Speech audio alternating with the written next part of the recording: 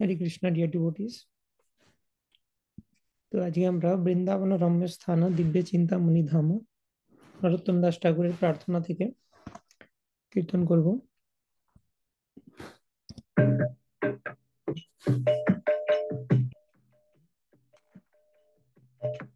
বৃন্দাবন রম্য স্থান দিব্য চিন্তামণি ধাম রতন মন্দির মনোহর।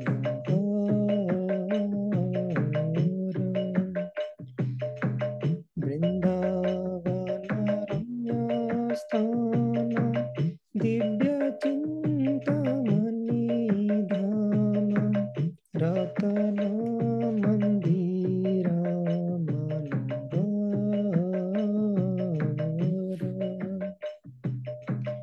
আবৃত কালিন্দিনী রে রাজহংস কেলি করে তাহে শোভে কনক কামল। বৃন্দাবন রম্য স্থান দিব্য চিন্তামণি ধাম রতন মন্দির মনোহর। আবৃত কালিন্দিনী রে রাজহংস কেলি করে তাহে শোভে কনক কামল।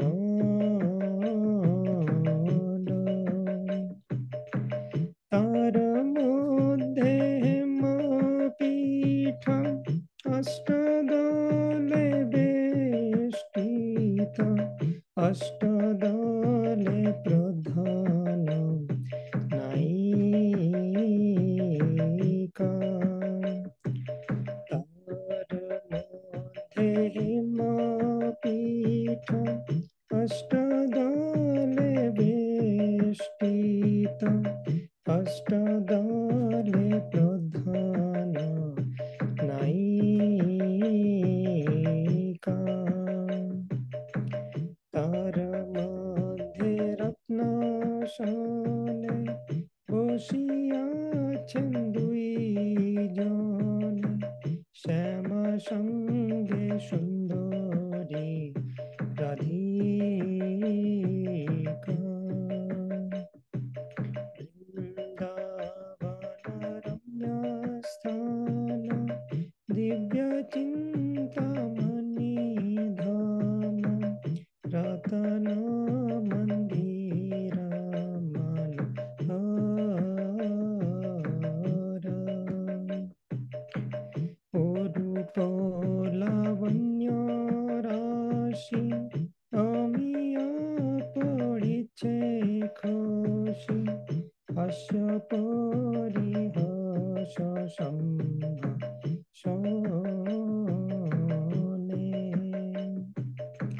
নরোত্তম দাস নিত্য লীলা সুখম সদাই স্ফুরক মোর মনে।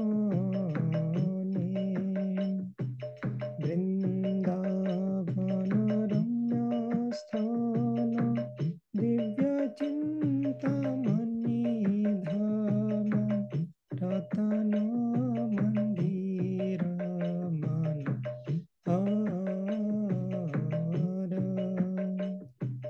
হরে কৃষ্ণ কৃষ্ণ কৃষ্ণ হরে হরে হরে রাম রাম রাম হরে হরে। হরে কৃষ্ণ কৃষ্ণ কৃষ্ণ হরে হরে হরে রাম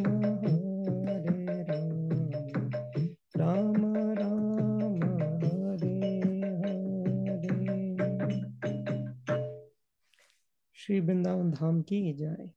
सचिनंदन गौर हरि की जय। निताई गौर प्रेमानंदे हरि हरि बोल।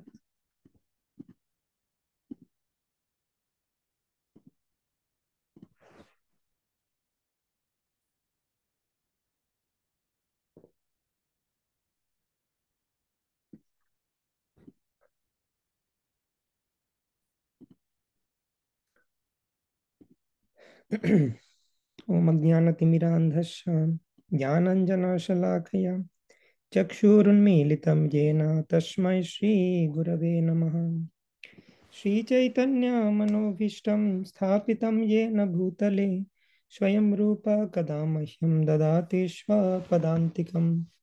वन्देऽहं श्रीगुरो श्रीयुतपदकमलं श्रीगुरोन् वैष्णवांश्च श्रीरूपं साग्रजातं सहगण रघुनाथान्वितं तं सजीवं साद्वैतं सावधूतं परिजनसहितं कृष्णचैतन्यदेवं श्रीराधा कृष्णपादान् सहगण ललिता श्रीविशाखान्वितांश्च नमो विष्णुपादाय कृष्णपृष्ठाय भूतले श्रीमते भक्तिवेदान्त स्वामिनिति नामिने। नमस्ते सारस्वते देवे गौरवाणी प्रचारिणे निर्विशेष शून्यवादी पाश्चात्य देशतारिणे वंशाकल्पतरुभ्यश्च कृपा सिन्धुभ्य एव च पतितानं पावनेभ्यो वैष्णवेभ्यो नमो नमः।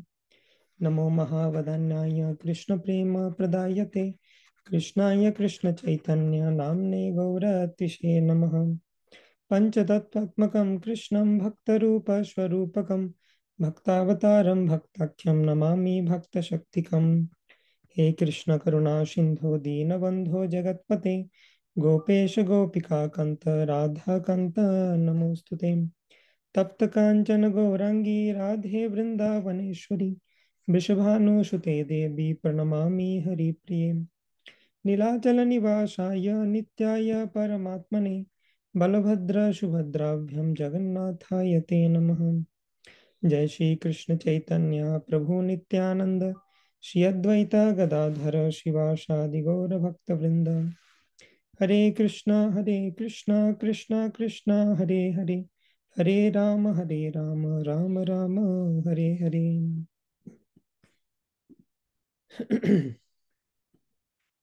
তো আমরা চৈতন্য চরিতামৃত চ্যাপ্টার 17, যেখানে চৈতন্য মহাপ্রভু কাশী বা বারাণসী থেকে মথুরাতে পৌঁছেছেন, সেটা আমরা দেখেছি আগের দিন। তো মথুরাতে তিনি সন্ন্যাসী ব্রাহ্মণের সাথে কিছু লীলা করেন এবং তাকে কৃপা করেন সন্ন্যাসী ব্রাহ্মণকে। তো সন্ন্যাসী ব্রাহ্মণ তিনি যদিও নিম্ন কুলোদ্ভূত ব্রাহ্মণ বংশজাত ছিলেন, উচ্চ কুলোদ্ভূত নয়, কিন্তু মহাপ্রভুর সঙ্গে যিনি ছিলেন বলভদ্র ভট্টাচার্য, তিনি উচ্চ কুলস্থ ব্রাহ্মণ। তো মথুরাতে যখন পৌঁছান, মহাপ্রভু সনরিয়া ব্রাহ্মণকে দেখেন যে মহাপ্রভু যখন সংকীর্তন করছেন সনরিয়া ব্রাহ্মণ তাতে পার্টিসিপেট করছেন এবং তিনি খুব প্রেম ভক্তি সহকারে সংকীর্তনে পার্টিসিপেট করছেন। তো সেই প্রেম দেখে মহাপ্রভু চিনতে পেরেছেন যে এই প্রেম কোনো সাধারণ প্রেম নয়, কিন্তু মাধবেন্দ্র পুরীর গন্ধ আছে এর মধ্যে। এরকম প্রেম মাধবেন্দ্র পুরীর সাথে সম্বন্ধ না থাকলে কারোর পক্ষে আসা সম্ভব নয়। তো সেটা দর্শন করে তিনি সনরিয়া ব্রাহ্মণকে জিজ্ঞেস করেন যে তোমার কি মাধবেন্দ্র পুরীকে তুমি চেনো? তখন সনরিয়া ব্রাহ্মণ বলেন যে হ্যাঁ, মাধবেন্দ্র পুরী তিনি একবার কৃপা করে মথুরাতে এসেছিলেন, তো আমার বাড়িতে প্রসাদ পেয়েছিলেন, আমাকে কৃপা করে নিজের শিষ্য করেন এবং তাকে দীক্ষা প্রদান করেন। তো সেটা শুনে মহাপ্রভু অত্যন্ত আনন্দিত হন এবং সন্নিরা ব্রাহ্মণকে তিনি দণ্ডবত প্রণাম করেন, কারণ মাধবেন্দ্র পুরী ডিসাইপল মানে মহাপ্রভুর গুরু হয়ে গেলেন তিনি। মাধবেন্দ্র পুরী ডিসাইপল ঈশ্বরপুরী, তার ডিসাইপল হচ্ছেন মহাপ্রভু। তো কেউ যদি মাধবেন্দ্র পুরীর ডিসাইপল হয় তার মানে মহাদেবের গুরু ঈশ্বরপুরীর গুরু ভাই, তো সেই অর্থে গুরু স্থানীয়। তো সনরিয়া ব্রাহ্মণ বলছেন যে আপনি সন্ন্যাসী হয়ে আমি গৃহস্থ, আমাকে প্রণাম করেছেন কেন? সনরিয়া ব্রাহ্মণ দিয়ে মহাপ্রভুর চরণে পড়ে যান। তো মহাপ্রভু আবার গ্লোরিফাই করেন যে না, আপনি তো আমার গুরুর মতো। তো এইভাবে চলতে থাকে। তারপর সনডিয়া ব্রাহ্মণ বলভদ্র ভট্টাচার্যকে রিকোয়েস্ট করেন যে আপনি মহাপ্রভুর জন্য কিছু রান্না করুন। তিনি রিকোয়েস্ট করছেন এই কারণে, কারণ তিনি অ্যাজিউম করেছিলেন যে মহাপ্রভু তো আমার হাতে প্রসাদ পাবেন না, আমি তো নিম্ন কুলস্থ ব্রাহ্মণ, আর মহাপ্রভুর সঙ্গেই উচ্চ কুলস্থ ব্রাহ্মণ রয়েছে। তো মহাপ্রভু বললেন, না, আমি তোমার হাতে প্রসাদ পেতে চাই। তুমি মাধবেন্দ্র পুরীকে স্বয়ং ভোগ অর্পণ করেছো, মানে প্রসাদ দিয়েছো, তো তোমার হাতে প্রসাদ পেয়ে আমি নিজেকে ধন্য মনে করব। তো এইভাবে সেই সনরিয়া ব্রাহ্মণ তিনি মহাপ্রভুর জন্য রান্না করলেন, এবং তারপরে মহাপ্রভু তাকে নিয়ে বিভিন্ন যে বন, বৃন্দাবনের বিভিন্ন বন দেখবার জন্য গেলেন। বন দেখিবারে যদি প্রভুর মন হইল, সেই তো ব্রাহ্মণে প্রভু সঙ্গেতে লইল। সেই সনরীয় ব্রাহ্মণের সাথে মধুবন, তালবন, কুমুদ বন, বৃন্দাবনে যে দ্বাদশ কানন, সেই 12টি বন, যমুনার পূর্ব তটে 5 বন আর পশ্চিম তটে 7টি বন, সেটা মহাপ্রভু ভ্রমণ করেছেন সনরীয় ব্রাহ্মণের সাথে। তো পথে চলতে চলতে বিভিন্ন যারা জীব জন্তু তারা মহাপ্রভুর প্রতি অ্যাট্রাক্টেড হচ্ছে, ঠিক যেরকম কৃষ্ণের প্রতি অ্যাট্রাক্টেড হতো। সবাই মনে করছে যে সেরকম একটা আবার ফিলিংস আসছে তাদের মধ্যে। কৃষ্ণ চলে যাওয়ার পর যোগমায়ের প্রভাবে ধাম লুপ্ত হয়ে যায়। তো কৃষ্ণ যখন থাকেন তখন সেটাকে বলা হয় ভৌম বৃন্দাবন। কৃষ্ণ যখন ডিসঅ্যাপিয়ার করে যান তার সাথে সাথে ধামও কিছুটা পরিমাণ ডিসঅ্যাপিয়ার করে দেয়। ধামনা শ্বেনা সদা নিরস্ত কুহকম সত্যম পরম ধীমহি। ভগবানের প্রেজেন্স যখন থাকে তখন তার সাথে ধাম থাকে। ভগবান যখন চলে যান তার সাথে ধাম কিছুটা ম্যানিফেস্টেশন ভগবানের সাথেই চলে যান, এবং পার্শিয়াল ম্যানিফেস্টেশন পড়ে থাকে। তো সেটাকে বলে দৃশ্যমান বৃন্দাবন। শুদ্ধ ভক্তরা যারা সিদ্ধ, পারফেক্টেড, তারা সেখানে গেলে সেই বৃন্দাবনকে রিয়েলাইজ করতে পারবেন। ফর এক্সাম্পল, এখন আমরা যেটা দেখি সেটা দৃশ্যমান, মানে আমাদের চোখে দেখা যাচ্ছে এই যে বৃন্দাবন। ভৌম বৃন্দাবন তখন ছিল আজ থেকে 5000 বছর আগে, যখন কৃষ্ণ ছিলেন। তো কোনো শুদ্ধ ভক্ত, যেমন আমাদের কৃষ্ণ চলে যাবার পরেও 5000 বছর পর কলিযুগের, মানে আজ থেকে 4500 বছর, সরি, কৃষ্ণের গোলকে প্রত্যাবর্তনের 4500 বছর পর মহাপ্রভু আবির্ভূত হয়েছেন। এবং মহাপ্রভুর সমসাময়িক এই ষড় গোস্বামী তারা যখন ছিলেন ব্রজে, তারা কিন্তু ব্রজকে ফুললি ম্যানিফেস্টেশন সেটা দেখতে পেতেন। কিন্তু নর্মাল মানুষের চোখে ধাম কভার্ড হয়ে যায় যোগমায়া দিয়ে, নর্মাল মানুষ ধামকে দেখতে পাবে না। লাইক কল্পবৃক্ষ ইত্যাদি, চিন্তামণি, প্রকারে সদ্মাসু কল্পবৃক্ষ, এই সমস্ত কিছু দেখা যাবে না সাধারণ ব্যক্তিরা। তো সেই দৃশ্যমান বৃন্দাবন আমরা দেখতে পাচ্ছি, কিন্তু মহাপ্রভু যখন বৃন্দাবনে গেলেন সেই বৃন্দাবন আবার ভৌম বৃন্দাবনে পরিণত হলো দৃশ্যমান বৃন্দাবন থেকে। সেখানে আবার সেই বৃন্দাবনের যে বিভিন্ন ক্যারেক্টারিস্টিক্স সেগুলো ম্যানিফেস্টেড হতে শুরু করলো।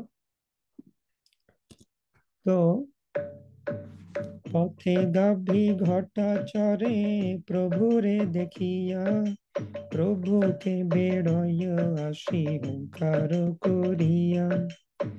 গাভী দেখি স্তব্ধ প্রভু প্রেমের তরঙ্গে, বাৎসল্যে গাভী প্রভুর চাটে সব অঙ্গে। সুস্থ হইয়া প্রভু করে অঙ্গ কণ্ডুয়ন, প্রভু সঙ্গে চলে নাহি ছাড়ে ধেনুগণ। তো ফার্স্ট অফ অল বিভিন্ন জীবজন্তু আকৃষ্ট হচ্ছে, কিন্তু গাভী মাতার সব থেকে আগে আকৃষ্ট হচ্ছে, কারণ কৃষ্ণের এটাই সিমটম। কৃষ্ণের প্রণাম মন্ত্রের মধ্যে অন্য কোনো পশুর কথা উল্লেখ না থাক, গাভীর কথা উল্লেখ রয়েছে। নমো ব্রহ্মণ্য দেবায় গো ব্রাহ্মণ হিতায় চ, জগৎ হিতায় কৃষ্ণায় গোবিন্দায় নমো নমঃ। তো সেই জন্য প্রথমে গাভী মাতারা প্রভুকে দেখে উচ্চস্বরে তারা ধ্বনি করতে লাগলো, এবং মহাপ্রভু স্তম্ভিত হলেন। গাভীরা বাৎসল্য স্নেহে মহাপ্রভুর সমগ্র অঙ্গ ছাড়তে লাগলো, এবং মহাপ্রভু তাদের গায়ে হাত বুলালেন। সে গাভীদের মানে মহাপ্রভুর থেকে সেপারেট করা ডিফিকাল্ট হয়ে যাচ্ছে। যারা রাখাল তাদের অনেক কষ্টে তারা গাভীদেরকে ঠিকঠাক রাখছেন। কষ্টে শিষ্টে ধেনু সব রাখিল গোপাল, প্রভু কণ্ঠ ধ্বনি শুনি আইসে মৃগী পাল। মৃগ মৃগী মুখ দেখি প্রভু অঙ্গ চাটে, ভয় নাহি করে সঙ্গে যায় বাটে বাটে। সুখ পিক ভৃঙ্গ প্রভুরে দেখি পঞ্চম গায়, শিখি গণ নৃত্য করি প্রভু আগে যায়। তো খুব কষ্টে সৃষ্টে ধেনুদেরকে আগলে রাখলো গোয়ালরা, রাখালেরা। প্রভুর কণ্ঠধ্বনি শুনে মৃগীপাল হরিণের দল মহাপ্রভুর কাছে আসছেন, এবং মৃগ মৃগী তারাও প্রভুর অঙ্গ চাটতে লাগলেন। ভয় নাই, তারা সঙ্গে সঙ্গে প্রভুর সাথে সাথে যেতে লাগলেন। মহাপ্রভু যেদিকে যাচ্ছেন তারা সেদিকে যাচ্ছেন। ঝাড়িখণ্ডের ফরেস্ট থ্রু দিয়ে যখন আসছিলেন মহাপ্রভু, তখন আমরা দেখেছিলাম যে বিভিন্ন পশু পাখি আকৃষ্ট হচ্ছে।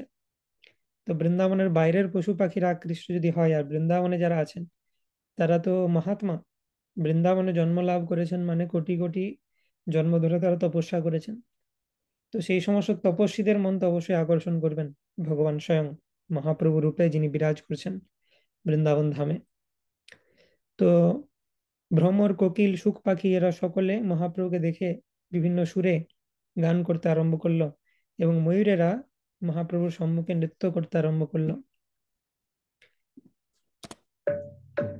প্রভু দেখি বৃন্দাবনের বৃক্ষলতা গণে, অঙ্কুর পুলক মধু অশ্রু বরিশনে, ফুল ফল ভরি ডাল পরে প্রভু পায়, বন্ধু দেখি বন্ধু যেন ভোটে লইয়া যায়।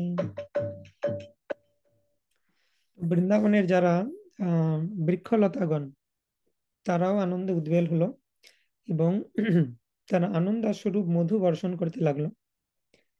তো গাছের ফুলের মধ্যে মধু আছে, এবং তাছাড়া গাছ থেকে গন্ধ বা আঠার মতো কিছু বস্তু নির্গত হয়, সেটা হচ্ছে তাদের আনন্দাশ্রু। তারা কৃষ্ণ, বৃন্দাবনের তরুলতারা এইভাবে কৃষ্ণের সাথে রেসিপ্রোকেট করে।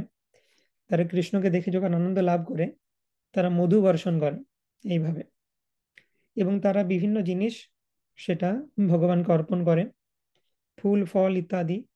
এই ডালগুলো ঝুঁকে ঝুঁকে পড়ছে, মহাপ্রভু চলছেন আর ফুল ফল সমন্বিত ডালগুলো মহাপ্রভু পায়ে ঝুঁকে পড়ছে, যেন তার চরণে অফার করছেন।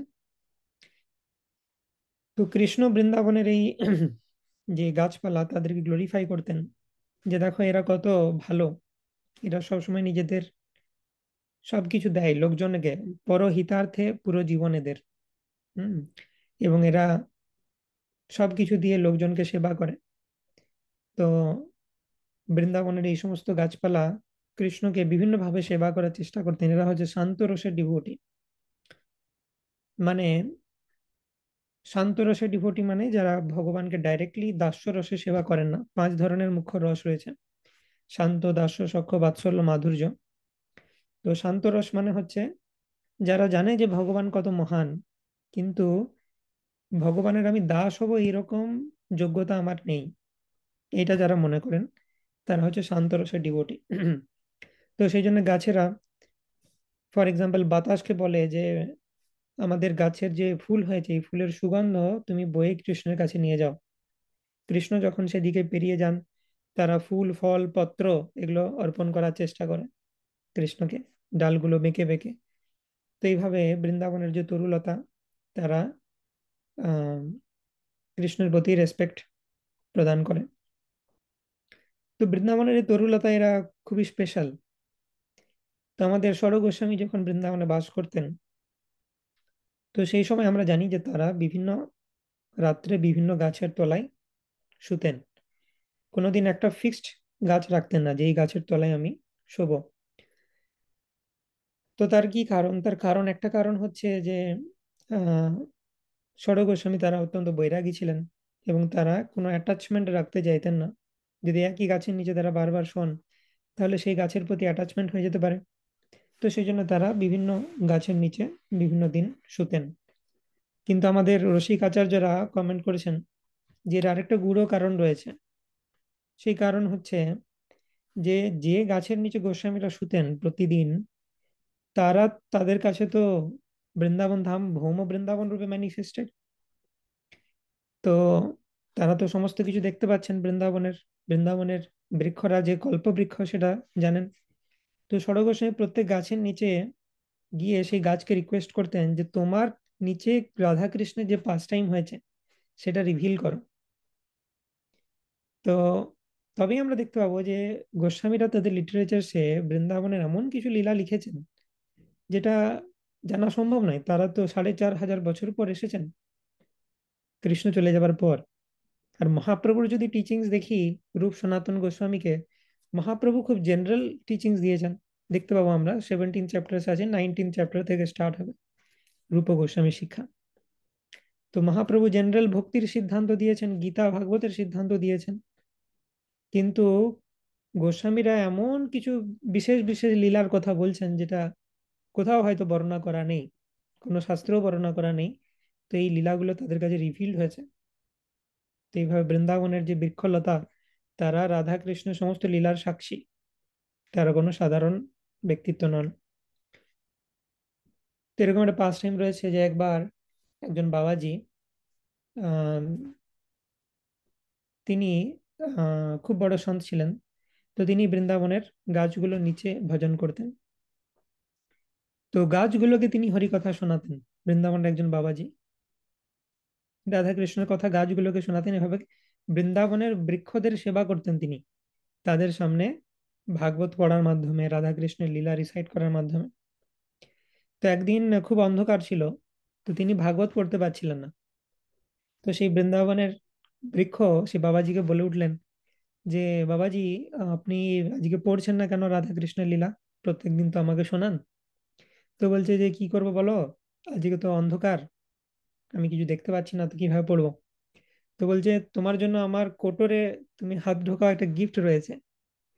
তো তিনি যখন হাত ঢুকিয়েছেন, তিনি দেখতে পেয়েছেন একটা ক্যান্ডেল এন্ড ম্যাচ স্টিক সেখানে রাখা আছে। তো সেটা দিয়ে তিনি মোমবাতি জ্বালিয়ে তারপরে রাধাকৃষ্ণের লীলা রিসাইট করে সেই গাছকে শোনাচ্ছেন। তো এরা যে কল্পবৃক্ষ, তার এই বিভিন্ন প্রমাণ রয়েছে আমাদের আচার্যরা পেয়েছেন যে তোমার যেটা দরকার সেই ডিজায়ার ফুলফিলিং ট্রি। সেই বাবাজি ভাবছিলেন যদি একটু আলো থাকতো ভালো হতো। তো বৃন্দাবনের বৃক্ষ তারা কিন্তু পূর্ণ করতে পারেন এই সমস্ত ডিজায়ার। তো যাই হোক, এইভাবে যেমন পশু পক্ষীরা আকৃষ্ট হচ্ছিলেন, তো সেই রকম বৃন্দাবনের যে গাছপালা তারাও মহাপ্রভুর প্রতি আকৃষ্ট হচ্ছেন, ঠিক যেরকম কৃষ্ণের প্রতি আকৃষ্ট হতেন। প্রভু দেখি বৃন্দাবনের স্থাবর জঙ্গম, আনন্দিত বন্ধু যেন দেখে বন্ধুগণ। আসবার প্রীতি দেখি প্রভু ভাবাবেশে, সবাসনে ক্রীড়া করে হইয়া তার বশে। তো প্রভু দেখে মানে মহাপ্রভুকে দর্শন করে বৃন্দাবনের স্থাবর জঙ্গম তারা খুবই আনন্দিত। বন্ধুকে দেখে আরেকজন বন্ধু যেরকম আনন্দিত হন, তো বৃন্দাবনের এই গাছপালা এরা কৃষ্ণের বন্ধু। হ্যাঁ, মানে কৃষ্ণের ওয়েল উইশার, কৃষ্ণকে সেবা করেন সেই অর্থে। তো তাদের প্রীতি দর্শন করে মহাপ্রভু ভাবাবিষ্ট হচ্ছিলেন, এক্সট্যাসিতে আসছিলেন এবং তাদের সাথে বিভিন্ন লীলা করছিলেন। প্রতি বৃক্ষলতা প্রভু করে আলিঙ্গন, পুষ্পাদি ধ্যানে করেন কৃষ্ণে সমর্পণ। অশ্রু কম্প পুলক প্রেমে শরীর স্থিরে, কৃষ্ণ বল কৃষ্ণ বল বলে উচ্চ স্বরে। স্থাবর জঙ্গম তিনি করে কৃষ্ণ ধ্বনি, প্রভুর গম্ভীর স্বরে যেন প্রতিধ্বনি। তো আবার সেম পাস টাইম আমরা দেখতে পাচ্ছি, যেমন হয়েছিল বৃন্দাবনে যখন আসছিলেন সেই পথে ঝাড়িখণ্ড ফরেস্টে গাছপালারা কিভাবে রেসিপ্রোকেট করছিলেন না, মহাপ্রভু যখন কৃষ্ণ নাম বলছেন সেটা গাছপালাতে লেগে প্রতিধ্বনিত হচ্ছিল। তো এই গাছের প্রতিধ্বনি মানে তারা কীর্তন করছেন, গাছেদের কীর্তন। তো মহাপ্রভু তাদেরকে বলছিলেন কৃষ্ণ কৃষ্ণ বলো, এবং বৃন্দাবনের যে গাছপালা তারা সেই সাউন্ডটাকে ইকো করছিলেন বা প্রতিধ্বনি করছিলেন। আর মহাপ্রভু প্রত্যেকটি গাছকে আলিঙ্গন করছিলেন এবং ধ্যান করেছিলেন গাছে যত ফুল আছে তিনি কৃষ্ণকে মানসিকভাবে সেগুলো অর্পণ করেছিলেন। তো হুম তো এভাবে সেগুলো প্রতিধ্বনি হচ্ছিল এবং মহাপ্রভুর সাথে তারা কীর্তন করছিলেন, কল এন্ড রেসপন্স। মৃগের গলা ধরি প্রভু করেন রোদনে, মৃগের পুলক অঙ্গে ও সুনয়নে, বৃক্ষ ডালে শুক সারি দিল দর্শন, তাহা দেখি প্রভুর কিছু শুনিতে হইল মন। তো শুধু গাছপালা নয়, যে হরিণ ছিল তাদেরও গলা জড়িয়ে মহাপ্রভু ক্রন্দন করেছিলেন, এবং হরিণরা তখন এক্সট্যাসি লাভ করছিল, তাদের দুই চক্ষু দিয়ে অশ্রু ঝরে পড়ছিল, তারা যেন কৃষ্ণের স্পর্শ পাচ্ছেন। তেমন সময় গাছপালা, পশু পাখি, এবার পাখিদের কথায় আসা যাক, তাদের কি হচ্ছে। তো দুইজন স্পেশাল পাখি রয়েছেন, শুক আর সারি। এরা খুবই স্পেশাল। আমরা জানি যে যিনি ভাগবতের প্রবক্তা শুকদেব গোস্বামী, ইনি হচ্ছেন শুক। তো শুক হচ্ছে রাধারানীর প্যারট, তো সেরকম সারি হচ্ছে কৃষ্ণের। তো শুক আর সারি তারা হচ্ছে বার্তাবহক, অর্থাৎ তারা রাধা কৃষ্ণের বার্তা বহন করেন। তো শুক হচ্ছে রাধারানীর প্যারট আর সারি হচ্ছে কৃষ্ণের। তো রাধারানীর প্যারট হওয়ার কারণে শুক সারাদিন কি শ্রবণ করে? সারাদিন কৃষ্ণের কথা শ্রবণ করে। রাধারানী তাকে কৃষ্ণ কথা শোনান, এবং সে সাফিসিয়েন্ট কৃষ্ণ কথা শ্রবণ করেছিলেন বলেই তিনি সুখদেব গোস্বামী রূপে ভাগবত বলছিলেন। আর সারি, তিনি সবসময় রাধারানী গ্লোরি শোনেন, কৃষ্ণ তাকে শোনান। তো সুখ হচ্ছে কৃষ্ণের ফ্যান, রাধারানীর কাছে থাকে কিন্তু সে কৃষ্ণের ফ্যান, কারণ কৃষ্ণের কথা সে প্রচুর শুনেছে, কৃষ্ণের গ্লোরিফিকেশন শুনেছে রাধারানীর কাছ থেকে। আর সারি কৃষ্ণের কাছ থেকে রাধারানী গ্লোরিফিকেশন শুনেছিলেন, তো সেই কারণে তিনি হচ্ছেন রাধারানীর প্যারট। এক মিনিট।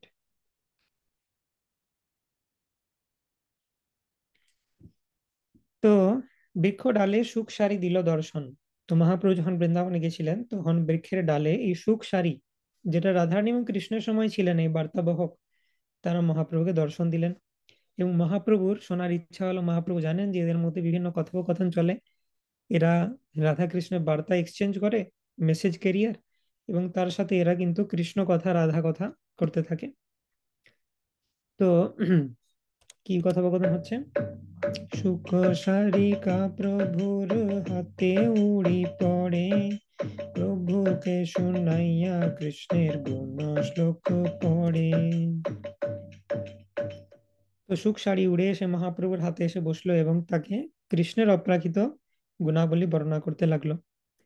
তো সুখ বলছে, সৌন্দর্যম ললনালিধৈর্য দলনম লীলা রমা স্তম্ভিনী, বিরিজম কন্দুকিতাদ্রিবর্ষমমলা পারে পরার্ধম গুণা, শীলম সর্বজনানুরঞ্জনমহো যস্যায়মস্মৎ প্রভু, বিশ্বম বিশ্বজনীন কীর্তিরবতাৎ কৃষ্ণ জগন্মোহন।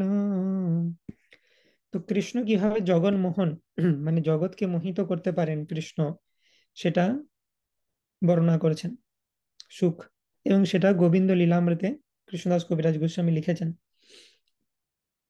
তো সুখ বললেন যে যার সৌন্দর্য রমণীদের ধৈর্য হরণ করে, মানে গোপিকাদের চিত্ত হরণ করেন, যার লীলা লক্ষ্মী দেবীকে স্তম্ভিত করে, যার বীর্য গোবর্ধন গিরিকে কন্দুক তুল্য খেলার সামগ্রী করায়, এবং যার অমল গুণ সমূহ অন্তহীন, যার শীল ও ধর্ম সকলে আনন্দ বিধান করে, সেই আমার প্রভু বিশ্বজনীন কীর্তি জগন্মোহন শ্রীকৃষ্ণ, বিশ্বকে পালন করুন। তো সুখ গ্লোরিফিকেশন করছে কৃষ্ণের, রাধারানী প্যারট। তো সুখ যখন কৃষ্ণ গ্লোরিফিকেশন করছেন তখন সারি বলছেন, রাধারানী গ্লোরিফিকেশন করেছেন যে তোমার কৃষ্ণ জগন্মোহন তো কি হয়েছে, রাধিকা হচ্ছে মদন মোহন মোহিনী, যিনি কৃষ্ণকেও মোহিত করতে পারেন। সুখ মুখে শুনি তবে কৃষ্ণের বর্ণন, সারিকা পড়য়ে তবে রাধিকা বর্ণন। তো শুক যখন কৃষ্ণের বর্ণনা করলেন, সারিকা তিনি রাধারানীর বর্ণনা করতে শুরু করলেন। श्रीराधिकाया प्रियता सुरूपता सुशीलता नर्तन गान चातुरी गुणाली संपद कविता च राजते जगन मनोमोहन चित्त मोहिनी। তো রাধারানী হচ্ছেন জগন মনমোহন, যিনি কৃষ্ণ তার চিত্ত মোহিনী, তার চিত্তকেও হরণ করতে পারেন। তো শ্রীমতী রাধারানীর প্রেম অসাধারণ সৌন্দর্য, সুশীলতা, নৃত্য, গান, চাতুরী, কবিত্ব ইত্যাদি জগনমোহন কৃষ্ণের চিত্ত বিমোহন করে শোভা পায়। তো তখন শুক আবার বলছেন, পূর্ণ শুক কহে কৃষ্ণ মদন মোহন, তবে আর শুক শুক করিল পঠন। তো শুক আবার কৃষ্ণ গ্লোরিফিকেশন করেছেন, আরেকটা শ্লোক বলছেন, বংশীধারী জগন্নারী চিত্তহারী সসারিকে বিহারী গোপ নারী বীর জিয়াদ মদন মোহন। তো আহ শুক তখন বললেন, হে সারিকে, যে বংশীধারী শ্রীকৃষ্ণ সমগ্র জগতে রমণীদের চিত্ত হরণ করেন, তিনি বিশেষভাবে গোপাঙ্গনাদের সৌন্দর্য আস্বাদন করেন এবং মদনমোহন জয়যুক্ত হন। অর্থাৎ শুক বলছে রাধারানীরও চিত্ত হরণ করতে পারেন কৃষ্ণ। তো সারি আবার তাকে ডিফেন্ড করেছেন, পূর্ণ সারি কহে সুখে করি পরিহাস, তাহা শুনি প্রভুর হইল বিস্ময় প্রেম উল্লাস। তো তারা এরকম ফাইট করেছেন, কেউ কৃষ্ণের গ্লোরিফিকেশন করেছেন, আবার সেটাকে রিফিউট করে আরেকজন বলছেন না, রাধারানী বেশি কৃষ্ণের থেকে। তো সেটা শুনে মহাপ্রভুর খুব প্রেম উল্লাস হচ্ছে, মহাপ্রভু হাসছেন সুখ সারির কনভারসেশন শুনতে শুনতে। राधा संगे जता भाति तदा मदन मोहना अन्यथा विश्व मोहोपि स्वयं मदन मोहिता। তো সারি তখন বলছেন, আর তোমার কৃষ্ণ মদন মোহন, কৃষ্ণ যখন রাধার সাথে আছেন তখনই সে মদন মোহন, রাধারানী যদি সঙ্গে না থাকে তিনি বিশ্বমোহন হয়েও স্বয়ংই মদন কর্তৃক মোহিত।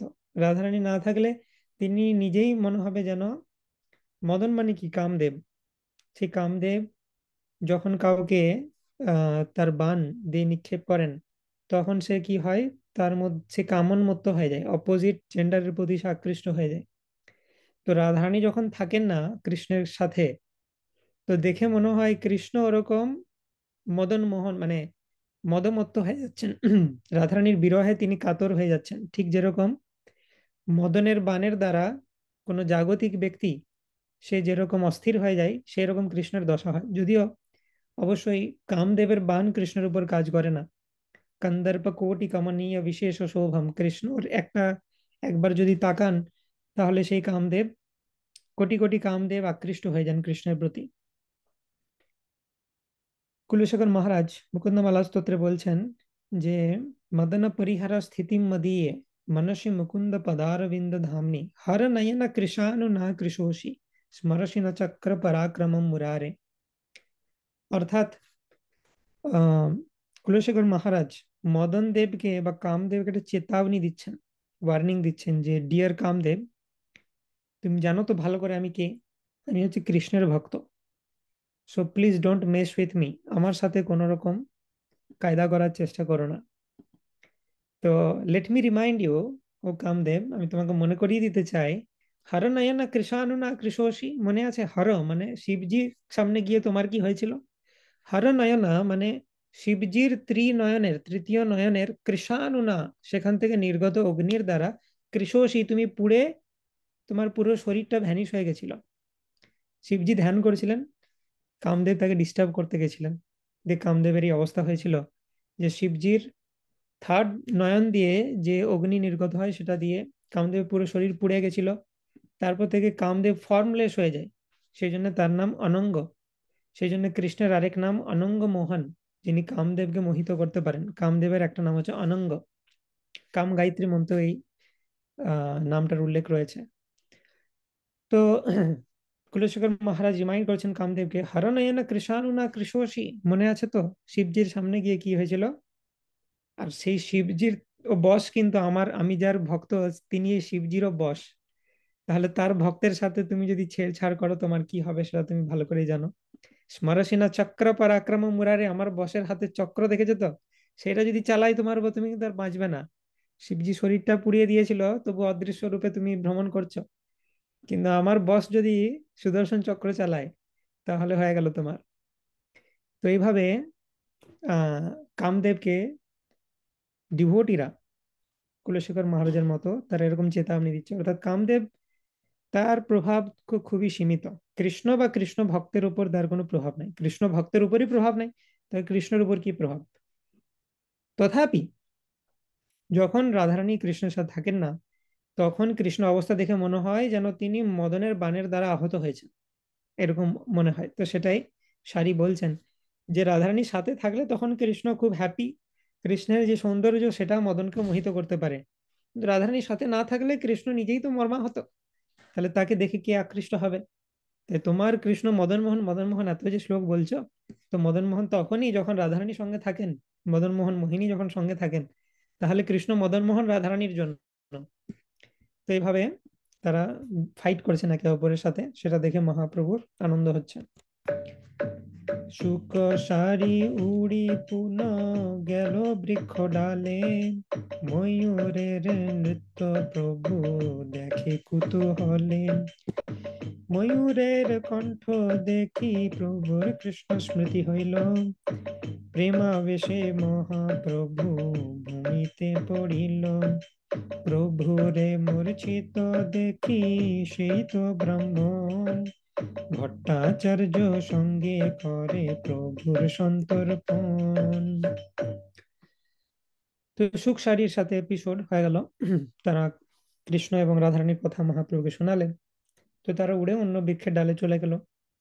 এরপর ময়ূর সে মহাপ্রভুর সামনে ডান্স করছেন, এবং ময়ূরের নৃত্য দেখে মহাপ্রভু সেটা কৌতূহল সহকারে দেখতে লাগলেন।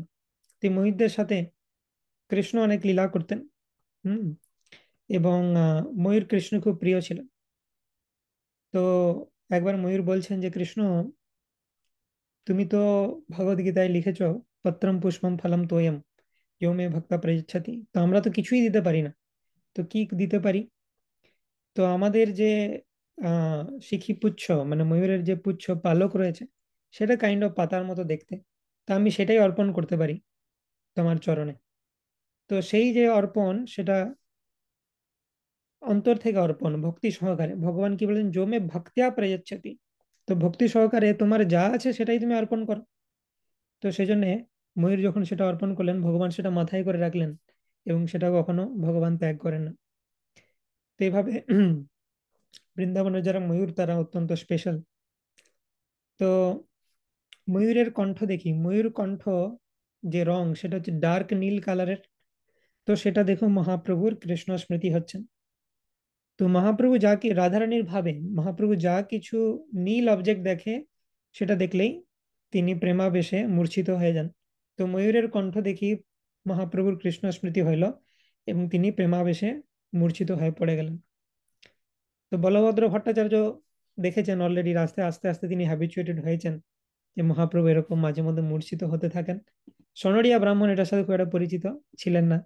তিনি সেটা দেখে এই কি হলো কি হলো, মহাপ্রভু মূর্ছিত হয়ে গেল। ভট্টাচার্য বলছেন, হ্যাঁ হ্যাঁ ঠিক আছে, এটা রিল্যাক্স, এরকম হয় বহুবার, দেখতে অভ্যস্ত হয়ে যাও মহাপ্রভুর সাথে থাকতে থাকতে। তো চিন্তার কিছু নেই, কিছু রিমেডিজ রয়েছে, সেটা করলে আবার ঠিক হয়ে যায়। তো এভাবে ভট্টাচার্যের সাথে সন্ডিয়া ব্রাহ্মণ ও মহাপ্রভুকে সেবা করছেন। আস্তে ব্যস্তে মহাপ্রভুর লইয়া বহির্বাস, জল শেখ করে অঙ্গে বস্ত্রের বাতাস। প্রভু কর্ণে কৃষ্ণ নাম কহে উচ্চ করি, চেতন পাইয়া প্রভু জান গড়াগড়ি। তো মহাপ্রভু বহির্বাস এবং জলপাত্র তারা বয়ে নিয়ে এসে বাতাস করতে লাগছেন, মহাপ্রভুকে জল ছেটাচ্ছেন, বাতাস করছেন, এবং সব থেকে ইম্পর্টেন্ট, তার কর্ণে কৃষ্ণের নাম করছেন। তবে মহাপ্রভু চেতনা ফিরে পাবেন, সেটা জানেন সবাই। ছোটর থেকে এটা ব্যাপার, যা কিছু প্রবলেম মহাপ্রভুর সলিউশন একটাই, যে তোমাকে কৃষ্ণ নাম করতে হবে। ছোটবেলা থেকে মহাপ্রভু যখন আবির্ভূত হয়েছেন, সেই সময়তে কখন আবির্ভূত হলেন দেখে দেখে? চন্দ্রগ্রহণের সময়। পূর্ণিমা, সেখানে পূর্ণ চন্দ্র ওঠা উচিত, কিন্তু চন্দ্রগ্রহণ হয়ে গেল। তো কি জন্য চন্দ্রগ্রহণ হয়ে গেল? অকলঙ্ক গৌরচন্দ্র দিলা দর্শন, সকলঙ্ক চন্দ্রের আর কি বা প্রয়োজন। তো চন্দ্র ভাবলেন যে কৃষ্ণ আবির্ভূত হয়ে আমার কুলকে গ্লোরিফাইড করেছেন, কৃষ্ণ চন্দ্র বংশে আবির্ভূত হয়েছেন, এবং সেই কৃষ্ণ এখন গৌরচন্দ্র রূপে আবির্ভূত হচ্ছেন আমার মাস্টার। তো অকলঙ্ক গৌরচন্দ্র, গৌরচন্দ্র চৈতন্য মহাপ্রভুর যে আহ দেহচ্ছটা, যে তার যে গাত্র বর্ণ, সেটা হচ্ছে মোল্টেন গোল্ডের মতো, চন্দ্রের থেকেও শুভ্র।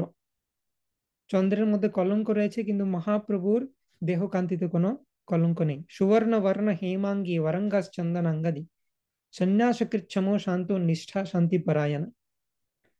তো তো তখন চন্দ্র ভাবলেন যে এরকম অকলঙ্ক গৌরচন্দ্র যখন আবির্ভূত হয়েছেন, সচি গর্ভ সিন্ধু হরিরূপী ইন্দু, ইন্দু মানে হচ্ছে চন্দ্র, তাদের ভাবাঢ্য সমাজানি সচি গর্ভ সিন্ধু হরিন্দু, রাধারানীর প্রেম কিরকম সেটা আস্বাদন করার জন্য এবং জগৎবাসীকে হরিনাম দিয়ে উদ্ধার করার জন্য হরিরূপী ইন্দু বা চন্দ্র সচ্চির গর্ভরূপী সিন্ধু থেকে আবির্ভূত হলেন।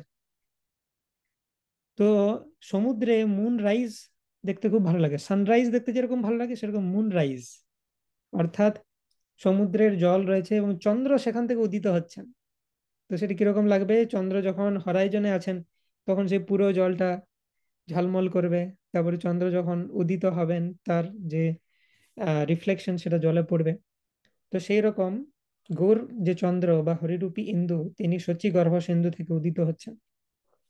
তো সেজন্য চন্দ্র, অ্যাকচুয়াল যে চন্দ্র, সে লজ্জা পেয়ে গেলেন মহাপ্রভুকে দেখে, এবং তিনি বললেন আজকে আমি গ্রহণ হয়ে যায়, রাহু তুমি আমাকে আড়াল করে দাও।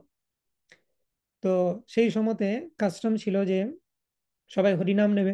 তো মহাপ্রভু জন্ম লগ্ন থেকেই সবাইকে মুখে হরিনাম করাচ্ছেন, এবং ছোটবেলায়ও ক্রন্দন করতেন, বিভিন্ন ক্রন্দন করেছেন। ছোটবেলায় কিছুতেই কান্না থামাবে না। বিভিন্ন জন বিভিন্ন রকম মন্ত্র জপ করছে, কেউ নৃসিংহ মন্ত্র জপ করছে, কেউ নারায়ণ কবচ জপ করেছে, কিছুতেই মহাপ্রভু স্টপ হবে না যতক্ষণ না হরিনাম করেছেন। তো মহাপ্রভু দুরকম টিচিংস দিচ্ছেন যে হ্যাঁ হরিনাম করো, আর অন্য সমস্ত মন্ত্র কোনো কাজ করবে না। If you have a problem, অন্য সব মন্ত্র জপ করো, কিচ্ছু কাজ হবে না, আনলেস তুমি হরিনাম করেছো। হরিনাম করো, তারপরে অন্য মন্ত্র জপ করো, তার কাজ হবে, কিন্তু হরিনাম ছাড়া এগুলো কোনোটাই পোটেন্সি পাবে না। তো মহাপ্রভু কি করতেন ছোটবেলায়? তিনি যখন একটু বড় হয়েছেন, একদম ছোটবেলায় তো বেরোতে পারতেন না, তো ক্রন্দন করতেন, কি করে হরিনাম করাবো না, কান্না থামাবো না যতক্ষণ না হরিনাম করেছো, আর হরিনাম করলেই হাসবো। ছোট বাচ্চা শিশু, তাকে সবাই হাসছে এটি দেখতে ভালো লাগে। তো সেই জন্য সকাল দুপুর রাত সবসময় হরিনাম করতে হতো। আর যখন মহাপ্রভু একটু বড় হলেন, তখন তিনি কি করছেন? হরিনাম হচ্ছে বাড়িতে, তিনি ছুটে বাড়ির বাইরে চলে যাবেন। বাড়ির বাইরে ছুটে চলে গিয়ে রাস্তায় লোকজন পেরিয়ে যাচ্ছে, তাদেরকে বলুন একটু খই দাও, একটু কলা দাও, একটু সন্দেশ দাও, এরকম করবেন। এবং ছোট্ট বাচ্চা চাইছে, কে না দিয়ে থাকতে পারে, সবাই তার হাতে দিতেন, কেউ খই দিতেন, কেউ কলা দিতেন, কেউ সন্দেশ দিতেন। আর মহাপ্রভু কি করতেন সেটা নিজে খেতেন না, তিনি ঘরের ভেতরে চলে আসতেন, দিয়ে মহাপ্রভু মনে রাখতেন কে কে হরিনাম জপ করেছে। বিভিন্ন মাতৃস্থানীয় ব্যক্তিরা, সচী মাতার বিভিন্ন বান্ধবীরা, তারা হরিনাম করতেন, নিমাই কাঁদছে তাকে শান্ত করার জন্য। তো মহাপ্রভু মনে রাখতেন যে কে বেশি হরিনাম করেছে আর কে চুপ ছিল, যে হরিনাম করেছে তার হাতে গিয়ে দিতেন এগুলো, খই সন্দেশ কলা। তো সেটা সেই বুদ্ধি দেখে সবাই আনন্দিত হতেন, যে দেখো কত বুদ্ধি, হরিনাম করেছে বলে তাকে প্রাইজ দিচ্ছে। তো এইভাবে মহাপ্রভু ছোটবেলায় থেকে লীলা করতেন। তার সমস্ত সমস্যার একটাই সমাধান, যে তুমি হরিনাম করো, তাহলে মহাপ্রভু খুশি। হরিনাম মহাপ্রভুর এত ফেভারিট, হরের নাম হরের নাম হরের নামৈব কেবলম, কালো নাস্তেব নাস্তেব নাস্তেব গতির অন্যথা। তো প্রভু কর্ণে কৃষ্ণ নাম কহে উচ্চ করি, চেতন পাইয়া প্রভু যান গড়াগড়ি। তখন তিনি চেতনা পেয়ে আবার গড়াগড়ি যেতে লাগলেন। কণ্টক দুর্গম বনে অঙ্গ ক্ষত হইল, ভট্টাচার্য করলে করি প্রভুরে সুস্থ কইল। কৃষ্ণ বেশ প্রভুর প্রেমে গর গর মন, বলো বলো করি উঠি করেন নর্তন। তো কণ্টক দুর্গম বন, বনের পথ দিয়ে চলছেন, সেখানে বিভিন্ন কাঁটা রয়েছে। দুর্গম পথ। তো বিভিন্ন কাঁটাতে মহাপ্রভু যখন চলছেন তার দেহ ক্ষত বিক্ষত হচ্ছে। তো সেখান থেকে বলভদ্র ভট্টাচার্য তাকে সেখানে শুশ্রূষা করছেন, সেগুলোকে নিজের কোলে করে সেগুলোতে আহ কিছু ভেষজ লাগিয়ে দিচ্ছেন বা পরিষ্কার করছেন সেই ক্ষতস্থান। কৃষ্ণ প্রেমের আবেশে মহাপ্রভুর মন বিক্ষুব্ধ হয়ে গেল এবং তিনি বল বল বলে নৃত্য করতে লাগলেন। বৃন্দাবনে এসে তিনি কমপ্লিটলি কৃষ্ণ প্রেমে পাগল, মানে প্রায় প্রত্যেক মোমেন্টে মহাপ্রভুর যে মূর্ছিত হওয়ার যে রেট সেটা অনেক বেড়ে গেছে এবং মহাপ্রভু খুব ডিস্টার্ব হয়ে গেছে। সবসময় তিনি কৃষ্ণকে মিস করছেন এবং বৃন্দাবনে এসে তো কৃষ্ণকে আরো মিস করছেন। যাই দেখছেন সেটাতে কৃষ্ণ দর্শন হচ্ছে এবং তিনি মূর্ছিত হয়ে যাচ্ছেন। ভট্টাচার্য সেই বিপ্র কৃষ্ণ নাম গায়, নাচিতে নাচিতে পথে প্রভু চলি যায়। প্রভুর প্রেমাবেশ দেখি ব্রাহ্মণ বিস্মিত, প্রভুর রক্ষা লাগি বিপ্র হইলা চিন্তিত। তো এইভাবে মহাপ্রভুকে কিছুটা অ্যাপিজ করার জন্য তারা নিরন্তর ব্যাকগ্রাউন্ডে কৃষ্ণ নাম জ্বালিয়ে যাচ্ছেন, কারণ কৃষ্ণের নাম গুণ রূপ লীলা এর মধ্যে কোনো ডিফারেন্স নেই। তো কৃষ্ণ নাম ইজ ইকুয়াল টু কৃষ্ণ রূপ। তো মহাপ্রভু যখনই কৃষ্ণকে মিস করছেন, হা কৃষ্ণ বলছেন, পিছনে ব্যাকগ্রাউন্ডে কৃষ্ণ নাম চলতে থাকছে। তো কৃষ্ণ নামের মাধ্যমে কৃষ্ণ রূপের যে আকাঙ্ক্ষা সেটা কিছুটা পূরিত হচ্ছে। তো সেইভাবে মহাপ্রভু একটু স্টেবল থাকছেন। তো সেজন্য তারা কন্টিনিউয়াস কৃষ্ণ নাম চালিয়ে যাচ্ছেন। এরপর প্রভুর প্রেমাবেশ দেখে সেই ব্রাহ্মণ, সন্ন্যাসী ব্রাহ্মণ চিন্তিত হয়ে যাচ্ছেন এবং তিনি ভাবছেন যে মহাপ্রভুকে তো রাখা মুশকিল বৃন্দাবনে। হ্যাঁ, ইনি তো সবসময় মূর্ছিত হয়ে যাচ্ছেন, অঙ্গ প্রত্যঙ্গ ক্ষতবিক্ষত হয়ে যাচ্ছে, এর তো কোনো বাহ্যিক সেন্সই নেই। তাহলে তো ডেঞ্জারাস মহাপ্রভুর বৃন্দাবন ট্যুর। তো সেটাই কৃষ্ণদাস কবিরাজ গোস্বামী বলছেন, নীলা চলে ছিলা জয়ছে প্রেমাবেশ মন, বৃন্দাবন যাইতে পথে হইল শতগুণ, সহস্র গুণ প্রেম বাড়ে মথুরা দর্শনে, লক্ষ গুণ প্রেম বাড়ে ভ্রমেন যাবে ব্রণে। তো নীলাচলে প্রেমাবেশ তো ছিলই, সবসময় এক্সট্যাসি ছিল। মহাপ্রভু সবসময় কৃষ্ণের কথা চিন্তা করতেন, দিয়ে প্রেমাবিষ্ট হতেন। বৃন্দাবন যাওয়া শুরু করলেন যখন যাত্রা পথে, তার এক্সট্যাসি বেড়ে 100 টাইমস হয়ে গেল, 100 গুণ বেড়ে গেল এক্সট্যাসি। কৃষ্ণকে মিস করা 100 গুণ বেড়ে গেল। মথুরায় যখন পৌঁছালেন সেই 100টা বেড়ে হয়ে গেল 1000 গুণ। আর লক্ষ গুণ প্রেম বাড়ে ভ্রমেন যাবে বনে, যখন তিনি বৃন্দাবনে ভ্রমণ করছেন তখন তো সেই কৃষ্ণ বিরহ এবং প্রেমাবেশ লক্ষ গুণ বর্ধিত হয়ে গেছে। তো অন্য দেশ প্রেম উছলে বৃন্দাবন নামে, সাক্ষাৎ ভ্রময়ে এবে সেই বৃন্দাবনে, প্রেমে গর গর মন রাত্রি দিবসে, স্নান ভিক্ষাদি নির্বাহ করেন অভ্যাসে। তো বলছি অন্য দেশে প্রেম উছলে পড়ে মহাপ্রভুর বৃন্দাবনের নাম শুনলে। মহাপ্রভু যদি অন্য দেশে থাকেন, দাক্ষিণাত্যেই থাকুন, পুরীতে থাকুন, গৌড়ে থাকুন, বৃন্দাবন যদি নাম কেউ বলেছে তখনই মহাপ্রভু এক্সট্যাটিক হয়ে যান। বৃন্দাবন, কৃষ্ণ, যমুনা, গোবর্ধন, শ্যামকুণ্ড, রাধাকুণ্ড, তিনি তার প্রেম উছলে পড়ে, ওভারফ্লো হয় তার প্রেম অন্য জায়গায় থাকাকালীন বৃন্দাবনের নাম শ্রবণ করলে। আর সাক্ষাৎ ভ্রমণে এবে সেই বৃন্দাবনে, এখন তিনি সাক্ষাৎ বৃন্দাবনে ভ্রমণ করেছেন, তাহলে প্রেম কিরকম ওভারফ্লো হবে। প্রেমে গড় গড় মন রাত্রি দিবসে, সবসময় মন বিক্ষুব্ধ কৃষ্ণর বিরহে, কৃষ্ণ প্রেমে। স্নান ভিক্ষাতি নির্বাহ করেন অভ্যাসে, অভ্যাস আছে মানে মুখে খাবার পৌঁছাচ্ছে, মুখের মাসেল মেমোরি রয়েছে, চিবাতে হয়, তাই তিনি চিবিয়ে গলায় পার করছেন, নাহলে তার সেন্স নাই। খেতে হবে সেরকম কিছু ব্যাপার নেই, মুখে খাবার চলে গেলে অটোমেটিক সেটা যাচ্ছে, স্নান করতে হয়, তাই তিনি করেছেন অভ্যাসে, কিন্তু তার মন নেই, মন সবসময় লস্ট ইন কৃষ্ণ, এরকম অবস্থা মহাপ্রভুর। এই মত প্রেম যাবৎ ভূমিল বারবন, একত্র লিখিল সর্বত্র না যাই বর্ণন। বৃন্দাবনে হইল প্রভুর যতেক প্রেমের বিকার, কোটি গ্রন্থে অনন্ত লিখেন তার বিস্তার।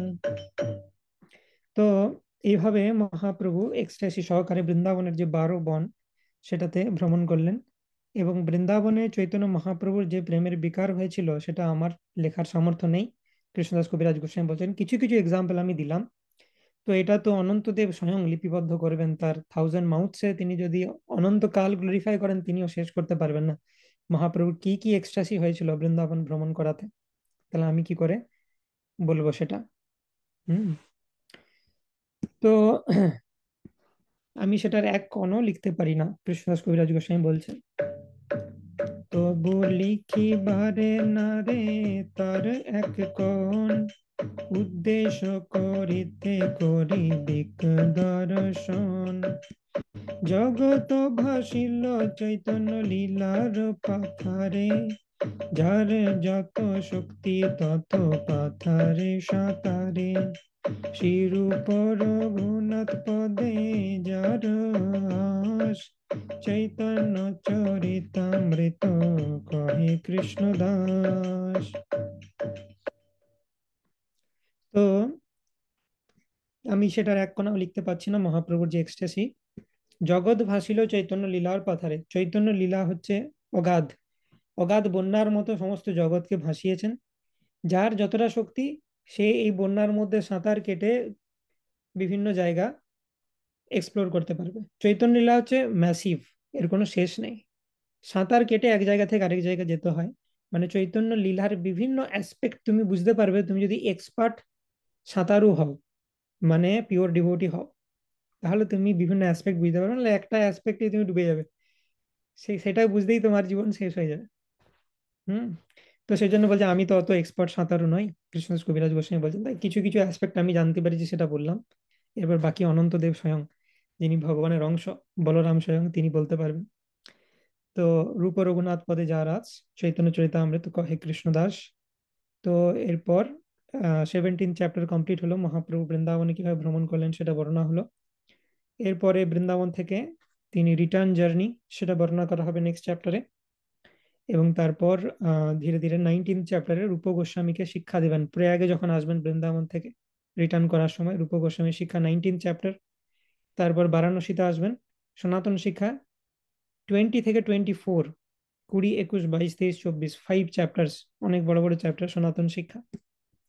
এবং তারপরে কাশীবাসীকে উদ্ধার করবেন, সেই লীলা বর্ণনা করা হবে, যদিও সেই লীলা অলরেডি আদি লীলার 7 চ্যাপ্টারে বর্ণনা করেছেন কৃষ্ণদাস কবিরাজ গোস্বামী। তো সেখানে যাই যেগুলো বর্ণনা করেনি সেগুলো 25th চ্যাপ্টারে বর্ণনা করবেন মধ্যলীলার। সো আমরা সেগুলো ক্রমে ক্রমে দেখব পরবর্তী সেশনগুলোতে। श्री चैतन्य चरितामृत की जय, श्रील प्रभुपाद की जय, निताय गौर प्रेमानंदे, हरि हरि बोल। Any quick question?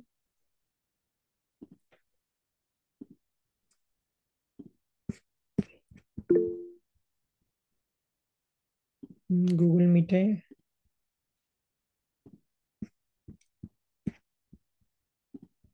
Yes Soma Mata ji. হরে কৃষ্ণ প্রভু, বলুন। हरे कृष्ण। প্রভু, কোনো কোশ্চেন নেই। আহ, প্রথমে যে কীর্তনটা করলেন সত্যি অপূর্ব ছিল কীর্তনটা। উনি আপনার কীর্তন খুব ভালো লাগে, কিন্তু ওই কীর্তনটা অপূর্ব ছিল। তো नरोत्तम दास ওই साधु की কীর্তনটা जय। সত্যি খুব ভালো লাগছিল, খুবই ভালো লাগছিল কীর্তনটা। প্লাস এই চৈতন্য চরিতামৃতের এই চ্যাপ্টারটা অপূর্ব সুন্দর একদম। প্রভু, একটা জিনিস বলার ছিল, আমি यस জানি না माता जी। আপনি কি ভাবেন। প্রভু, বলছিলাম যে আমার না কিছুদিন ধরে, আমি যতদিন ধরে মোটামুটি কয়েক কয়েকদিন হলো, ওই 10-15 দিন ধরে আমি নামহট্ট পরিচয় বইটা আমি স্টাডি করছি। তো প্রভু, আমার না নিত্যানন্দ অষ্টকমটা খুব মানে ইয়ে করতে খুব মানে কিছুদিন ধরে খুব মন যাচ্ছে, প্রায় এক সপ্তাহ ধরে। আমি বলবো বলবো করে বলে উঠতে পারিনি প্রভু। আমি ইউটিউবে প্রচুর সার্চ করেছি, কিন্তু আমি অষ্টকমটা কীর্তন করছেন কেউ সেটা আমি পাইনি। তো আপনি যদি একটু কৃপা করেন তাহলে খুব ভালো হয়। ইয়েস, ভক্তিচরণ মহারাজের একটা রেন্ডিশন রয়েছে, শরৎচন্দ্র ভ্রান্তিম। এটা অ্যাকচুয়ালি হ্যাঁ, শিখরিণী মিটারে রচিত, সেম অ্যাজ জগন্নাথ অষ্টকম। যেমন কদাচিৎ কালিন্দী তট বিপিন সঙ্গীত করবো, সেরকম শরৎচন্দ্র ভ্রান্তিম সুরদমলকান্তিম গজগতিম। সেম আমরা yes, জগন্নাথ অষ্টকমের বিভিন্ন মেলোডিজ রয়েছে, সেগুলো অ্যাপ্লাই করতে পারি। যেমন কদাচিৎ কালিন্দী তট বিপিন সঙ্গীত করবো, সিমিলার শরৎচন্দ্র ভ্রান্তিম সুরদমলকান্তিম গজগতিম। এরকম জগন্নাথ অষ্টকমের মতো আমরা গাইতে পারি। তো ইয়েস, আমরা কোনোদিন গাইতে পারি ইন ক্লাস। তবু বলছিলাম যে ওই পুরোটাই জগন্নাথ অষ্টকমের মতো হবে, কারণ আমি দুটো তিনটে স্ট্যান্ডে আমি গাইছি, তারপরে আর সুর আসছে না। ইয়েস তো ইয়েস, সেম হবে। যদি কোনোদিন সেম একটু মিটারে যদি রচিত। করে দেন তাহলে খুব ভালো হয়। আর আমাকে পিং করুন, আমি ইউটিউব থেকেও দিয়ে দেবো। ভক্তিচরণ মহারাজ একটা অন্য টিউনে গিয়েছেন। প্রভু, পিন করুন বলতে আপনাকে মেসেজ করব না মেসেজটা পিন করব, আমি সেটা নো, জিজ্ঞেস করেছি। PING, পিং মানে হচ্ছে মেসেজ করা। PIN মানে হচ্ছে সেখানে পিন করে রাখা। Thank okay. ইউ। হরে কৃষ্ণ। যে সেবকপতি নিত্যানন্দ প্রভু। হরে কৃষ্ণ প্রভু। হরে কৃষ্ণ প্রভু। প্রভু, খুব ছোট্ট একটা প্রশ্ন রয়েছে যে এই শান্তরসে ভগবানের সেবা করা গাছপালা ছাড়া অন্য কিছু এক্সিস্ট করে? ইয়েস, গাছপালা ছাড়াও এই যে পশু পাখি যারা, তারা সবাই ভগবানকে শান্তরসে সেবা করছেন। কারণ মনুষ্যরাই একমাত্র ডাইরেক্ট যে সার্ভিস, দাসের মতো সেবা করতে পারে একমাত্র মনুষ্যরা। তো গাভী, যমুনা, বৃক্ষ, এরা সবাই শান্তরসে সেবা করছেন। আচ্ছা, তো কিন্তু কোনো মনুষ্য যদি এরকম ভাবে যে আহ, যে যারা দাস রয়েছে ভগবানের দাস, তো তাদের করার আমি যোগ্য নই, তাদের সেবা করারও আমি যোগ্য নই, হুম। এরকম কিছু এক্সিস্ট করতে পারে না? ইয়েস ইয়েস, মনুষ্যদের মধ্যেও এই ভাব থাকতে পারে, কোনো সমস্যা নেই। তো আহ এরকম বলা হয় যে যদি কেউ সেই রসে সার্ভ করেন ভগবানকে, তখন বৃন্দাবন, গোলক বৃন্দাবনে এই যে পজিশন গুলো তাদের জন্য। তো কারোর রতি ওরকম হতে পারে, প্রত্যেকের একটা ফিক্সড রসা রয়েছে। আমি বলতে পারবো না, তাকে আমি কিছুতেই বোঝাতে পারবো না যে আরে তুমি এইটাতে কেন ভাবছো, তুমি মাধুর্য রসে সেবা করো, তা কিছুতেই বোঝানো যাবে না। তার রস যখন শান্ত, তো শান্ত রস। তো তারাই বৃন্দাবনে এই সমস্ত তরুলতা বা আম, গাভী, এগুলো ভাই জন্মগ্রহণ করেন, কৃষ্ণকে ইনডাইরেক্ট ভাবে সার্ভ করে। হ্যাঁ প্রভু, তুমি এটা বলার সঙ্গে সঙ্গে আমার একটা মনে পড়লো আর কি, যে এখানে এই এই ব্যাঙ্গালোরে একটা নতুন মন্দিরে এই যে সবাই তুলসী আরতি হচ্ছে, প্রদক্ষিণ করছে এরকম, তো একটা কয়েকদিনে আমি দেখেছি একটি ভদ্রলোক লুঙ্গি পরে আসেন এবং তিনি এইভাবে যোগদান করেন না, আচ্ছা। ওখানে দাঁড়িয়ে সবকিছু করেন কিন্তু যোগদান করেন না। তো হয়তো তিনি হয়তো সান্তরাসেই সেবা করছেন এরকম। হতে পারে। হ্যাঁ, তো তোমার এই কথাটা শুনে আমার মনে হলো যে ওই ভদ্রলোক যে দাঁড়িয়ে থাকেন, তো কেন দাঁড়িয়ে থাকেন, যোগদান করেন না এরকম। ঠিক আছে প্রভু, হরে কৃষ্ণ। হরে কৃষ্ণ। তো এই জিনিসটা কিন্তু আহ, খুব ইম্পর্ট্যান্ট একটা এফএকিউ, ফ্রিকুয়েন্টলি আস্ক কোয়েশ্চেন। অনেকে জিজ্ঞেস করেন যে এই রসের ব্যাপারটা, এটা মানে প্রত্যেকের ক্ষেত্রে ইউনিক। আমি গোলক বৃন্দাবনে বা যেখান থেকে আসছি, আমি বৈকুণ্ঠ প্ল্যানেট থেকেও আসতে পারি, আমি গোলক বৃন্দাবন থেকে আসতে পারি, আমি গোলক বৃন্দাবনে বিভিন্ন প্ল্যানেট রয়েছে সেখান থেকে আসতে পারি। যেমন বাৎসল্য লীলার প্ল্যানেট রয়েছে, সাক্ষ্য লীলার প্ল্যানেট রয়েছে। তো যেখান থেকে আমি আসি, আমার এটা ফিক্সড রতি রয়েছে। তো বিভিন্ন ডিভোটিসের মধ্যে অনেক সময় ভয়টা থাকে। অনেকে এরকম প্রশ্ন করে যে আমরা এখন শিল প্রভুপাদের বা আচার্যদের লিটারেচার পড়ে, শাস্ত্র পড়ে বুঝতে পেরেছি যে মাধুর্য রস হচ্ছে টপমোস্ট। আমাদের যে সমস্ত আচার্যরা তারা ছিলেন মঞ্জরি। তো আমারও সেই অভিলাষ যে হ্যাঁ তাদের অনুগত হয়ে, হ্যাঁ সখীর অনুগত করো হয়ে আমি আজ্ঞায় করিব সেবা, সেবা করব সেইভাবে। কিন্তু যদি কিছুদিন ভক্তি করার পর স্বরূপ সিদ্ধি লাভ করার সময় আমি বুঝতে পারি যে আমি শান্ত রসের ভক্ত, কি হবে আমার? আমার এত যে স্বপ্ন ছিল মাধুর্য রসে সেবা করব, সব ভেঙে যাবে। তো এইটা অনেকের আহ প্রশ্ন হতে পারে। তো এটা ক্লারিফাই করে দিই যে এটা কোনোদিনই হবে না এই সিচুয়েশনটা। Never ever it will happen. কারণ হচ্ছে যে দেখো, যদি কেউ সত্যি শান্তরসের ভক্ত হয়, তাহলে যত ভক্তি করবে, ভক্তি করা মানে কি, তার কন্টামিনেশন ক্লিয়ার হচ্ছে। কন্টামিনেশন যখন ক্লিয়ার হয় তখন তার আসল স্বরূপটা ফুটে আসবে। একটা ম্যাগনেটের প্রতি লোহা অটোমেটিক আকর্ষিত হবে, কিন্তু লোহাটাকে যদি আমি কাদা মাখিয়ে রাখি তাহলে সে ম্যাগনেটের প্রতি, চুম্বকের প্রতি আকর্ষিত হবে না। ভক্তির দ্বারা সেই কাদাটাকে হাঁটালে সে চুম্বকের কাছে অটোমেটিক্যালি আকর্ষিত হবে। তো আমি যদি শান্ত রসের ডিভোটি হয়েছি, গোলক বৃন্দাবনে আমার রস হচ্ছে শান্ত, আমি জগতে এসেছি, এই জগতে এসে ইস্কনের মধ্যে ঢুকে ইস্কনের লিটারেচার পড়ে আমার মাধুর্য রসের প্রতি একটা ইন্টারেস্ট ক্রিয়েট হয়েছে। তো আমার মাধুর্য ভালো লাগছে, এবার আমি শান্ততে ফিরে কি করে যাব? তো যত আমি ভক্তি করব, ভক্তি করতে করতে করতে করতে যেহেতু আমার কনস্টিটিউশনাল নেচার শান্ত, কিছুদিন পরে মাধুর্যটা হাওয়া হয়ে যাবে। এখন আমার ভক্তিতে কন্টামিনেশন আছে, নিম্ন স্তরে আছি বলে মাধুর্যের প্রতি একটা ইনফ্যাচুয়েশন আছে। যখন আমি ভক্তি রিয়েলি করে আমার কন্টামিনেশন দূরে যাবে, আমার রিয়েল নেচারটা ফুটে আসবে, তখন আমার আর মাধুর্যকে ভালো লাগবে না, কারণ আমি শান্ত রসের ডিভোটি। তো তখন আমার মনে হবে এই, আমি আমি যখনই শাস্ত্র পড়বো আর শাস্ত্রের মধ্যে যখনই কৃষ্ণের গ্রেটনেস অ্যাসপেক্ট আছে, আমি সেটার দ্বারা আকৃষ্ট হব। আর তখন মনে হবে যে কৃষ্ণ ইজ সো গ্রেট, সেটা মাথায় ঢুকে যাবে। তারপরে মাধুর্য লীলা পড়ছি যে গোপীদের সাথে কৃষ্ণ দানকেলি করেছেন নিয়ে এসে শোকে, হ্যাঁ খুব ভালো লাগছে। কিন্তু যখনই কৃষ্ণের গ্রেটনেস পড়বো তখনই আমি সেটার দ্বারা আকৃষ্ট হয়ে যাব। এরকম চলতে চলতে কিছুদিন পর গ্রেটনেসের দ্বারা এতটাই আকৃষ্ট হয়ে যাবে যে আমার মনে হবে যে আমি তো কৃষ্ণকে সেবা করার যোগ্যই নই, কৃষ্ণ ইজ সো গ্রেট, এটা আমার মাথায় ঢুকে যাবে। তো তখন আমার মাধুর্যকে ভালোই লাগবে না। তো এরকম কোনো কোয়েশ্চেনই নেই যে আমার মাধুর যে ইচ্ছা ছিল, কিন্তু আমি যেহেতু শান্ত রসের ডিভোটি আমাকে জোর করে শান্ততে যেতে হচ্ছে, এই জিনিসটা কোনোদিন হবে না। আমি স্বেচ্ছায় যাব শান্ততে। আচ্ছা, আরেকটা কোয়েশ্চেন হতে পারে যে মনে করুন প্রভু আমি শান্ত রসের ডিভোটি ছিলাম, কিন্তু ইস্কনে ঢুকে আমার মাধুর্যকে এমন ভালো লেগে গেল, আমি কি চেঞ্জ করতে পারি আমার কনস্টিটিউশনাল রসা? প্রভুপাদকে জিজ্ঞেস করা হয়েছিল, প্রভুপাদ বলছে ওয়াই শুড হি চেঞ্জ? তো ডিসাইপল তখন বলছেন প্রভুপাদকে, না মনে করুন ভালো লেগে গেল। তো প্রভুপাদ বলছেন ভালো লাগবে কেন? তার কনস্টিটিউশনাল নেচার যেটা সেটাই ভালো লাগবে।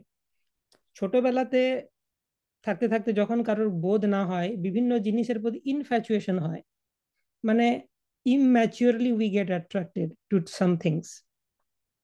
তো সেই রকম হতে পারে কেউ যদি অন্য মাধুর্য রস ছাড়া অন্য রসের ভক্ত হয়, তাহলে সে মাধুর্যের প্রতি ইনফ্যাচুয়েটেড হতে পারে ইনিশিয়াল স্টেজে। কিন্তু যখন সে ভক্তিতে অ্যাডভান্স করবে, সে সাক্ষ্য রসের ভক্ত হলে কৃষ্ণের সাক্ষ্য পাস টাইমস গুলো তার এক্সট্রা ভালো লাগবে। মাধুর্য পাস টাইমস ভালো লাগে, কিন্তু সাক্ষ্য পাস টাইমস গুলো বেশি অ্যাট্রাক্ট করে থাকে, এরকম হবে ধীরে ধীরে। তো সেই জন্য আমাদের সবসময় বুঝতে হবে আমার যেটা কনস্টিটিউশনাল নেচার সেটা সবসময় বেরিয়ে আসবে আমার, এবং সেটাই আমার রিয়েল নেচার। আমি সেটাতেই ফিরে যাব। যত ভক্তি করে আমি পিউরিফাইড হব, আমার কিন্তু ওই নেচারের প্রতি অ্যাট্রাকশন বাড়তে থাকবে। এবং তখন আমার নিজেরই মনে হবে যে এইটাই তো বেস্ট রসা। যেমন একজন সখা মনে করেন কৃষ্ণের সখা হওয়াটাই বেস্ট রসা, তাকে যদি বোঝানো হয় যে না না বুঝতে পারছো না, মাধুর্য টপমোস্ট, সেটা সে বুঝতে পারবে না। আরেকটা বিষয় রয়েছে, যদি কারোর মনে হয় যে না আমার মাধুর্য খুবই ভালো লাগে, আমি কিছুতেই ছাড়তে পারবো না মাধুর্য, আমি কৃষ্ণকে প্রে করি যেন আমি ভক্তিতে এত ম্যাচিওর না হয়ে যাই যে আমার মাধুর্য ছাড়তে হয়, কারো যদি এরকম অ্যাট্রাকশন রয়েছে মাধুর্যের প্রতি, তাহলে ইট ইজ ভেরি প্রবাবল যে ইউ আর মাধুর্য রসের ডিভোটি, এবং স্বরূপ সিদ্ধির পরেও তোমার মাধুর্য রসই প্রকাশিত হবে। কিন্তু একটা 1% চান্স রয়েছে যে it can be also infatuation. তো আমার চিন্তা করার কিছু নেই, আমার যেটা রস সেটা প্রকাশিত হবে। এবং যখন আমার কাজ ভক্তি করে যাওয়া, শিল প্রভুপাদ যা বলছেন সেটা করে যাওয়া, আমার এখন মাধুর্য নিয়ে চিন্তা করার ব্যাপার নেই। আমার চিন্তা করতে হবে দাস্য রস নিয়ে। আমরা মনুষ্য দেহ পেয়েছি, শান্ত রসে সেবাটা খুবই ইনডাইরেক্ট, সেজন্য আমাদের আচার্যরা বলেন দাস্য রসে সেবা করো। আমরা ভগবানের দাস, এইভাবে ভগবানের যে নামকে সেবা করতে হবে, ভগবানের গ্রন্থ অবতারকে সেবা করতে হবে অধ্যয়নের মাধ্যমে, ভগবানের বিগ্রহকে সেবা করতে হবে অর্চনার মাধ্যমে এবং বন্দনের মাধ্যমে, প্রেয়ার্স অফার করার মাধ্যমে। ভগবান যখন মহাপ্রসাদ রূপে আসেন সেটাকে আমাদের স্বীকার করতে হবে। তো দাস রূপে উচ্ছিষ্ট ভোজিন ও দাস তব মায়াম জয় মহি। তো এই দাস্য রসে ফিক্সড হতে হবে। এই দাস্য রস থেকেই আমাদের স্বরূপ সিদ্ধি আসবে। আমরা তখন বুঝতে পারবো যে অ্যাকচুয়াল আমাদের রসাটা কি। সো দাস্যে আমাদেরকে অধিষ্ঠিত হতে হবে। আমরা কৃষ্ণের দাস এবং দাসী, সেজন্য ইনিশিয়েশন, তোমার ভক্তি শুরু হচ্ছে কিভাবে শুরু করবে না, দাস দাসী রূপে। That is called initiation. তো বাস সেটা করে যাই। আমার যে রস ভালো লাগে না লাগে, ঠিক আছে, ভালো লাগে লাগে খুব ভালো কথা, কিন্তু সেটা নিয়ে বেশি মাথা ঘামানোর দরকার নেই। ভক্তিতে অ্যাডভান্স যখন করব আমার অ্যাকচুয়াল কি রস সেটা প্রকাশিত হবে, আর তখন যেটা প্রকাশিত হবে তখন সেটা ছাড়া অন্য কিছু ভালো লাগবে না। তো সেটা যখন হবারই আছে, আমার বেশি ভেবে লাভ নেই। আর যদি মাধুর্য খুব বেশি ভালো লাগছে তাহলে খুব সম্ভবত উই আর মাধুর্য রসের ডিভোটি। তো সেই কারণেই হয়তো আমরা এই সম্প্রদায়ের সাথে কানেক্টেড হয়েছি। এটাও ঠিক যে কৃষ্ণ সেম ক্যাটাগরি ডিভোটিসদেরকে একসাথে অ্যাসোসিয়েশন দেয়। তো ইসকনের মধ্যে যারা আছেন অবশ্যই তার রূপানুকা গৌড়ীয় বৈষ্ণব, রূপ গোস্বামীর আন্ডারে সার্ভ করবেন, তো বেশিরভাগই মাধুর্য রসের ডিভোটি অবভিয়াসলি। কিন্তু কিছু কিছু এক্সেপশনাল কেস হতে পারে যে ইসকনে থেকেও সে বৈকুণ্ঠে যাবে, অ্যাকচুয়ালি সে দাস্য রসের ভক্ত। এরকম কিছু কিছু কেস থাকতে পারে। তো তাদের কার্মিক হিস্ট্রি ইজ ভেরি কমপ্লেক্স, শুধুমাত্র ভগবানই জানেন যে তার কি কর্মা রয়েছে, সে কি করেছিল, কি কারণে ইসকনে জন্ম নিয়েও সে বৈকুণ্ঠে যাবে, সেসব আমাদের জানা সম্ভব নয়। But can be few exceptional cases. But mostly যেহেতু আমাদের আচার্যরাও মঞ্জুরি, আমরা তাদের অনুগমন করছি, তো আমরা তাদের অ্যাসিস্ট্যান্ট রূপে গোলক বৃন্দাবনে আমাদের পজিশন রয়েছে, এটা আমরা, this is the general understanding. But actual কি সেটা স্বরূপ সিদ্ধির পর প্রকাশিত হবে। ওকে, সুপ্রীতি হরিপদা মাতাজি। হরে কৃষ্ণ প্রভু, প্রণাম নেবেন প্রভু। খুব সুন্দর ক্লাস হচ্ছে, মানে অপূর্ব। গ্রন্থটা খুলে যখন আপনার ওই শ্রীমুখ থেকে এইগুলো শুনছি, মানে সত্যি কিছু বলার নেই, অপূর্ব ফিলিংস মানে হচ্ছে। খুবই সুন্দর প্রভু, আপনার চরণে অসংখ্য কোটি প্রণাম। প্রভু, আমার প্রশ্নটা হচ্ছে দুটো জিনিস। একটা হচ্ছে যে এই যে এই প্রসঙ্গে আমি একটা প্রশ্ন করতে চাই যে আপনি যেটা বললেন যে ধরুন আমরা যে রসেই মানে আছি বা ছিলাম, সেই রস থেকে আমাদের অটোমেটিকলি মানে আমরা ভক্তির যত উন্নতি হবে তত ওই রসে আমরা ফিরে যাব। আর আরেকটা কথা আমি শুনেছি যে ভগবান মানে আমরা যে ডিটিস ওয়ার্কশিপ করি, মানে ধরুন আমি যদি চৈতন্য গৌরাঙ্গ নিত্যানন্দকে আমাদের বিগ্রহকে আমি সেবা করি, বা আমি ধরুন কৃষ্ণ রাধাকৃষ্ণকে সেবা করি, কিন্তু অ্যাকচুয়ালি আমি গোলকে অন্য কোনো বিগ্রহকে মানে অন্য কোনো ভগবানের মানে ধরুন আমি জগন্নাথ বলদেব সুভদ্রা মানেকে সেবা করতাম কোনো একটা রসে। তো সেক্ষেত্রে কিছুদিন পরে আমি ওই ওই জগন্নাথ বলদেব এবং সুভদ্রা মহারানীর প্রতি আমার একটা মানে আম, মানে আমার একটা দুর্বলতা হবে এবং ওটাতে আমি বেশি আকৃষ্ট হব, রাদার দেন আমি গৌরাঙ্গ নিত্যানন্দ প্রভু বা রাধাকৃষ্ণ যাই সেবা করি না কেন। পুরো এই জায়গাটা আমার ক্লিয়ার কনসেপ্টটা নেই, যদি একটু কৃপা করে বলে দেন এটা। তো আর আমি একটা বুঝলাম যে তাদের প্রতি আকৃষ্ট হব, দি কোয়েশ্চেনটা কি, তাতে আমার সমস্যা কি মানে হবে আমি আসলে? আমি বলছি তাহলে তো ধরুন আমি যে বিগ্রহটাকে এতদিন ধরে সেবা করে এসেছি, ধরুন আমি গৌরাঙ্গ নিত্যানন্দকে সেবা করে এসেছি বা অন্য কোনো ডিটির সেবা করে এসেছি, তাহলে তাদের প্রতি যদি আমি তাদেরকে ছেড়ে দিয়ে আমি জগন্নাথ বলদেব, যদিও তারা একই, জগন্নাথ বলদেবকে আমি সেবা করি, তাহলে তো আমার একটা অপরাধ মানে ধরুন হলেও তো হতে পারে। ওই ব্যাপারটা আমি একটু জিজ্ঞেস করি, আমার কি তাহলে অপরাধ হবে না বা না, তো এটা কি? প্রথম কথা, আমাকে ছাড়তে হবে কেন? জেনারেলি বলা হয় যে আমরা গৃহস্থরা আহ হয় গৌরনীতায় বিগ্রহ না হলে জগন্নাথ বলদেব সুভদ্রার বিগ্রহ রাখতে পারি, কারণ তারা খুব merciful. গৌরনীতা is very very merciful. যদি আমরা কিছু অফেন্সও করে থাকি সেটা ক্ষমা করে দেবেন। জগন্নাথ বলদেব সুভদ্রা মহারানী ও খুব মার্সিফুল। শুধু বলা হয় যে অফারিং ঠিক মতো করবে, বাকি অফেন্সেস জগন্নাথ টেক কেয়ার করে দেন।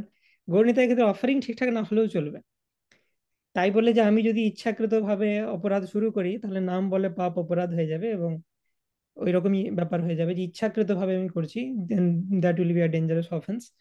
তখন ভক্তিতে স্বাদ কমে যাবে। অ্যান্ড জেনারেলি রাধা কৃষ্ণের ওয়ার্শিপ মানে I am very expert.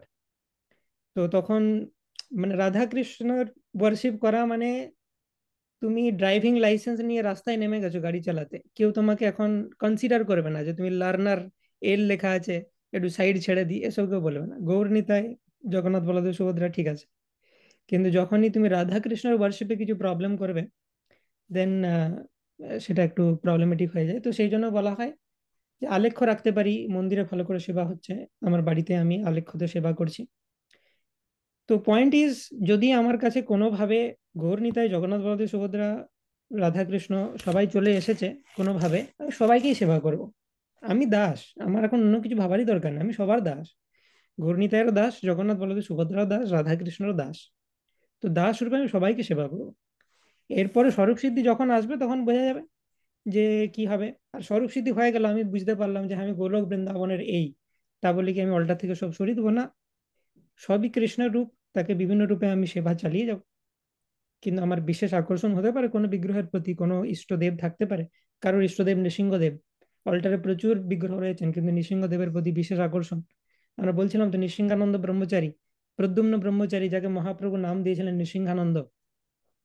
Mahaprabhu Puri থেকে দর্শন দিয়ে ভোগ খেয়ে গেছেন, তার সেটাতে আনন্দে আটখানা হয়ে যাওয়া উচিত। নৃসিংহানন্দ ব্রহ্মচারী দুঃখে বিহ্বল হয়ে গেছেন যে নৃসিংহদেবের ভোগটা কেন খেয়ে নিলেন আপনি। ভোগ খেয়েই যে মহাপ্রভু এখান থেকে এসে তাকে দর্শন দিয়েছে সেটা বড় কথা নয়, নৃসিংহদেব কেন উপাস থাকলো আজকে, আমাকে আবার রান্না বসাতে হবে, সে বিরক্ত আনন্দ হওয়ার থেকে বেশি। This is the mood of a devotee. ঠিক খুব আছে, সুন্দর আমরা প্রভু। কাউকে প্রভু নেগলেক্ট করবো। আরেকটা, ইয়েস মা। হ্যাঁ, আরেকটা প্রশ্ন হচ্ছে, আমি সহজিয়া ব্রাহ্মণটা, প্রভু সহজিয়া কথাটার মানে মানেটা যদি একটু কৃপা করে বলে দেন, সহজিয়া ব্রাহ্মণ। সহজিয়া ব্রাহ্মণ আর নয়, ওটা লেখা আছে সনওড়িয়া ব্রাহ্মণ। সনওড়িয়া হচ্ছে ব্রাহ্মণের একটা কাস্ট টাইপের, ঠিক আছে। সহজিয়া অন্য জিনিস। সহজিয়া মানে হচ্ছে মহাপ্রভু যখন অপ্রকট হন, তারপরে বিভিন্ন অপসম্প্রদায় সৃষ্টি হয়। ভক্তিবিনোদ ঠাকুর লিখেছেন 13টার মতো অপসম্প্রদায় রয়েছে। গৌরাঙ্গ নগরী, সখী ভেকি, আউল বাউল বাউল ওইগুলো কি বাউল, প্রভু? আউল নেড়া বাউল। ইত্যাদি। তো এই যে হুম। এগুলোকে অপসম্প্রদায় বলা হয়, যারা ভক্তিটা খুব ইজিলি নেন। ভক্তিটা অত মন গড়া, আমার মনে যেটা চাইলো চলে এলো করে দিলাম, ইজি ব্যাপার নয় এত। যারা ভক্তিটাকে সহজ বানিয়ে নিয়েছেন নিজেদের মতো, তাদেরকে বলা হয় সহজিয়া।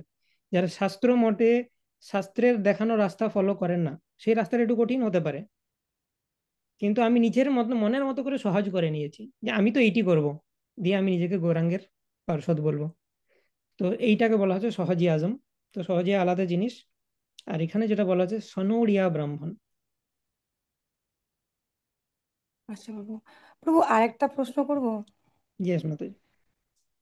প্রভু বলছি যে আমরা তো মহাপ্রভু বা আমাদের আমরা বইতে পড়েছি বা পড়ছি যে সব কিছুই হচ্ছে ভগবানের অংশ, মানে গাছপালা পশু পক্ষী সবকিছুই, প্রত্যেকের মধ্যেই ভগবান পরমাত্মা রূপে রয়েছেন।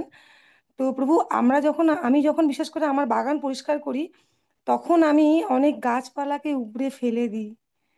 কারণ হুম। কি, ওই গাছগুলো তো থাকলে, মানে মেইন যে কোনো ফুলের গাছ বা কিছু ভগবানের সেবা, তো ওগুলো তো হয় না, তো তাই জন্য অনেক আগাছা থাকে, ঘাস থাকে, যেগুলোকে উপড়ে ফেলে দিই। কিন্তু এখন আমার মনে ওইটাই একটা দ্বিধা আসছে যে তাহলে তো আমি একটা ভুলই করছি, কারণ আমি তো কোনো প্রাণীকে হত্যা করছি। মানে এটা তাহলে যদি একটু কৃপা করে বলে দেন প্রভু। ইয়েস, তো রাধানাথ মহারাজকে এরকম সার্ভিস একটা দেওয়া হয়েছিল যখন তিনি প্রথম প্রথম জয়েন করেন আশ্রমে। ধরুন আমি কৃষ্ণের বাগান করছি, তো আমাকে বাগানটা ভালোভাবে মেনটেন করতে হবে। সেখানে যদি আগাছা হয়ে যায় তাহলে ফুল গাছগুলো ভালো হবে না, আমি কৃষ্ণকে অফার করতে পারবো না। তো আমাকে হুম, হুম। আগাছাকে দমন করতেই হবে। তো উনি প্রত্যেকটা গাছের কাছে তাকে আপরুট করার আগে হরে কৃষ্ণ মহামন্ত্র বলতেন, তো সেটা ফলো করতে পারেন। মহাজানা ইয়েন গতা পন্থা। আচ্ছা প্রভু। গিভেন যে ওই তা বাগানটা মেনটেন হচ্ছে কৃষ্ণের জন্য, তাহলে অপরাধ লাগবে না। আর আমি যদি নিজের জন্য মেনটেন করি, অবশ্যই ভক্তদের সমস্ত কিছুই কৃষ্ণের জন্য, দেন ইট ইজ ফাইন। কেউ যদি নিজের জন্য বাগান মেনটেন করে, যে আমি সকালবেলায় বসবো বাগানে, চায়ে চুমুক দেবো খবরের কাগজ, তখন আগাছা দমন করলে তার পাপ লাগবে। আচ্ছা প্রভু, ওইরকম করে তো একটা একটা করে বলাটাও একটু, না, ওটা মানে ওটা তাহলে বলতে হবে। সবসময় মুখে হ্যাঁ, বলতেই হবে আর কি, মানে সবসময় বলতে যতক্ষণ আগাছা। হ্যাঁ। সলিউশন আছে হ্যাঁ কিন্তু প্রভু। শর্টকাট নেই। Solution is there, but shortcut করা যাবে না। প্রভু, থ্যাংক ইউ প্রভু, এটা আমার অনেক দিন ধরে মনে প্রশ্ন ছিল যে আমি কি করবো, মানে তাহলে তো এটা আমি অফেন্স করছি, মানে বারবার ধরে আমি গাছগুলোকে তুলে ফেলে দিচ্ছি, ওই গাছের মধ্যে তো পরমাত্মা রয়েছে, তো সেক্ষেত্রে তো তাহলে থ্যাংক ইউ প্রভু, হরে কৃষ্ণ, হুম, প্রণাম নেবেন। হরে কৃষ্ণ। ওকে, আমরা লাস্ট কোয়েশ্চেন নেব, প্রশান্ত প্রভু। হরে কৃষ্ণ প্রভু, আপনার শ্রী চরণ কমলে ধন্যবাদ, প্রণাম। তো প্রভু, আপনাকে বিশেষ ধন্যবাদ প্রভু, এত সুন্দরভাবে প্রতিদিন আমাদেরকে সময় দেওয়ার জন্য, হরিকথার এই শীতল জলে আমাদেরকে সিক্ত করার জন্য। তো প্রভু, একটা জিনিস আজকে যেহেতু প্রসঙ্গটা উঠলো, আমার মনে কতদিন ডাউট ছিল, সেটা হচ্ছে আমরা তিন ভাবে অনেক সাধারণত ওয়ার্শিপ করে থাকি, ব্রহ্মণ, পরমাত্মা, ভগবান। তো হুম। যারা পরমাত্মার উপর ওয়ার্শিপ করে বা মেডিটেট করে, তারা তো স্পিরিচুয়াল ওয়ার্ল্ডে যায়, কারণ তারা কি স্পিরিচুয়াল ওয়ার্ল্ডে যেতে পারে? বা কারণ না, তারা তারা যাচ্ছে তো না, কারণ তারা জেনারেলি পরমাত্মার উপর মেডিটেট করে, এরকম দুরকম হতে পারে। সে যদি সিদ্ধি লাভের প্রতি আকাঙ্ক্ষা লাভ করে তাহলে সিদ্ধ লোকে যাবে। ঠিক আছে, পরমাত্মার দর্শন লাভ করছে মানে অষ্টাঙ্গ যোগী। তো অষ্টাঙ্গ যোগের মাধ্যমে সিদ্ধি লাভ হয়। তো সে সিদ্ধ লোকে যেতে পারে। আর পরমাত্মা দর্শন করে সে ভক্তে পরিণত হয়ে যেতে পারে, ভগবানের যে সচ্চিদানন্দ রূপের প্রতি আকর্ষিত হতে পারে, দিয়ে ভক্তি স্টার্ট করতে পারে, তখন সে স্পিরিচুয়াল ওয়ার্ল্ডে যেতে পারে। তো প্রভু, তখন কি সে স্পিরিচুয়াল ওয়ার্ল্ডে গিয়ে, কারণ তো সে সেবা করেনি, তাহলে কি শান্ত রসের ভক্ত হওয়ারই তার মোস্ট প্রবাবিলিটি থাকে? না, সে ডাইরেক্ট যাবে না, তার ভক্তি স্টার্ট হলো, সে পরমাত্মাকে দর্শন করে তার হৃদয় পরিবর্তন যদি হয়, সে ভক্ত হয়ে গেল। এবার সে ভক্তি স্টার্ট করলো, অষ্টাঙ্গ যোগ থেকে ভক্তিতে জাস্ট এলো। এবার হতে পারে যে অনেক অষ্টাঙ্গ যোগী এত সিরিয়াসলি যে ভক্তি স্টার্ট করছে, তো ভক্তিতে অলরেডি 50% অ্যাডভান্সমেন্ট হয়ে গেছে তার, কারণ অষ্টাঙ্গ যোগ থেকে কিছু সেন্স কন্ট্রোল, মাইন্ড কন্ট্রোল নিয়ে এসছে সে। তাই ভক্তিতে 50% হয়ে গেছে তার। তো বাকি 50% তাকে কমপ্লিট করতে হবে, নেক্সট লাইফ ডিভোটির বাড়িতে বা অন্য কোথাও পাবে সে। যে ভক্তি 100% কমপ্লিট করবে, তারপর ভগবত ধাম। আর ভক্তি যখন 100% কমপ্লিট হবে, তার মধ্যে সে জেনে যাবে যে তার অ্যাকচুয়াল নেচার কি। ঠিক আছে প্রভু, হরি হুম, বল, হরে কৃষ্ণ প্রভু। হরে কৃষ্ণ। ওকে, গুগল মিট থেকে একটা লাস্ট কোয়েশ্চেন নিতে পারি। দিলীপ হালদার প্রভু,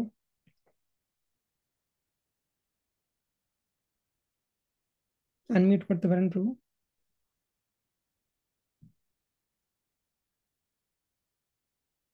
ওকে, কোনো কারণে হয়তো হচ্ছে না, মেসেজ করতে পারেন হোয়াটসঅ্যাপে যদি আর কোনো কোয়েশ্চেন থাকে। वाञ्छाकल्पतरुभ्यश्च कृपा सिन्धुभ्यैव च पतितानां पावनेभ्यो वैष्णवेभ्यो नमो नमः। अनंत कोटि वैष्णव वृंद की जय, श्रील प्रभुपाद की जय।